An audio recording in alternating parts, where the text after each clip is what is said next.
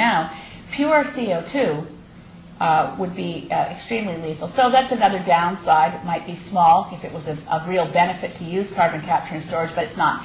It's a scam to keep people from pursuing the immediately available things. Carbon tax is not dead. It makes tons of sense. In the wake of the election, everyone from TD Bank chief economist Don Drummond to Jack Mintz, who's now a tax expert at the University of Calgary, people who are sensible say, well, why wouldn't we want to reduce income taxes, reduce taxes on CPP and EI, which is basically the contributions that employers have to make and the automatic deductions for every employee. We could replace a big chunk of that with carbon tax and get ourselves out of a deficit instead of having what Harper and Flaherty are planning to do, which is to increase those, which will be a real blow to small business and hurt employment figures. So we have a very good, sensible way of talking about the need to put pollution as the source of taxation and reduce taxation on people and families. And I think the last election doesn't tell us anything about how Canadians feel about a carbon tax, because it really wasn't part of the discussion. And your last question, what can doctors do? Don't forget that, and this is something that both of these groups do so brilliantly, both of Physicians for Global Survival and Canadian Association of Physicians for the Environment. People trust you. I mean, I don't know why. My mother used to say, why do you trust someone who wears a mask and comes at you with a knife? But, and then he wants your money. So anyway, that was my mother. My mother had a particularly dark view of physicians. But people trust you. And David Swan is a fine example. David Swan was the medical officer in Alberta who spoke out in 2002 during the ratification debate and said ratifying Kyoto is a measure for the public health, for which Lauren Taylor, minister responsible in Alberta, fired him. He is now leader of the Liberal Party of the province of Alberta, Dr. David Swan. There are good docs, lots and lots of great doctors, a lot of you in the room who are friends of mine. The more you speak out, the more helpful it is. The more you say, as a physician, I would like to prescribe that we get off fossil fuels, because look how many respiratory events occur because of smog days. Look how many people are clogging our healthcare system because of air quality. Look how unhealthy our kids are because we're driving them around all the time. Wouldn't it be good to have the walking? So there's lots of ways to engage the issue as a doctor, coming at, or look what will happen if you look at what the world looks like if we don't respond to the climate crisis.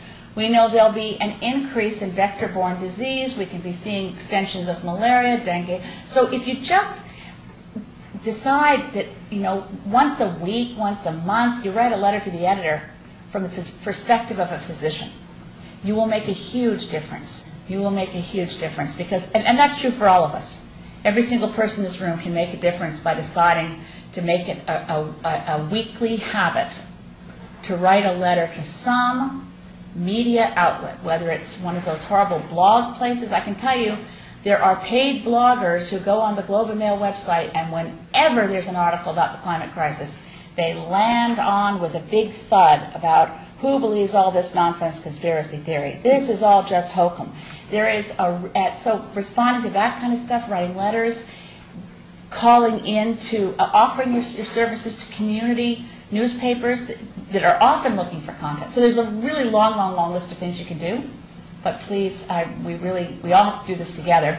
And wherever you are, whatever you do with your life, whether you're a photographer or an artist or a doctor or a student, we're all still in a democracy, and we all still have our voices, and nobody's going to shut us down for speaking our mind if we can just get past our own addictions long enough to decide this is all that matters that we do with our lives. Thank you.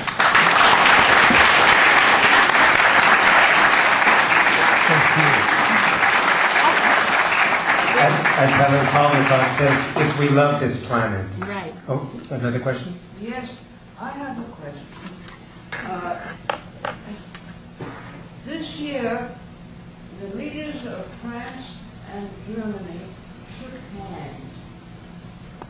Does that mean that 20, 30, 40 million people died for nothing?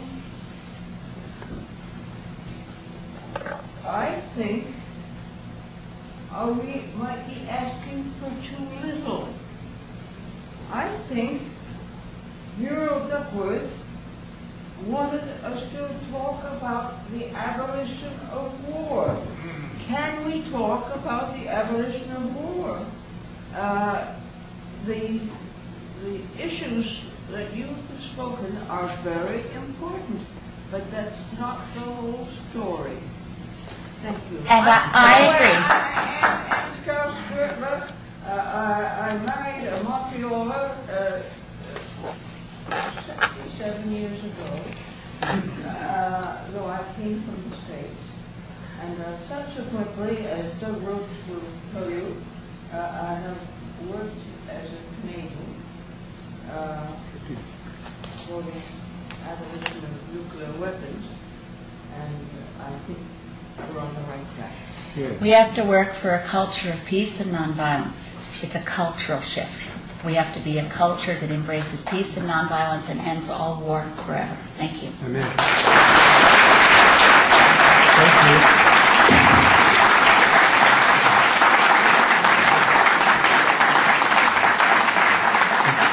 Inspiring words, and before everybody, I know many of you are really ready to leave because I must admit Elizabeth has been very generous with her time.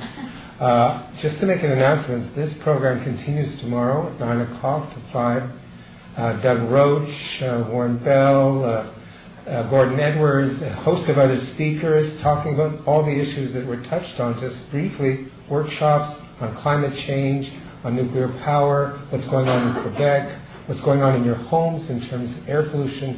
All these issues are going to be looked at and from an expertise of people, physicians, many who are working diligently in this area. You're all welcome to come. It's going to be in the A Pavilion, which is a small auditorium.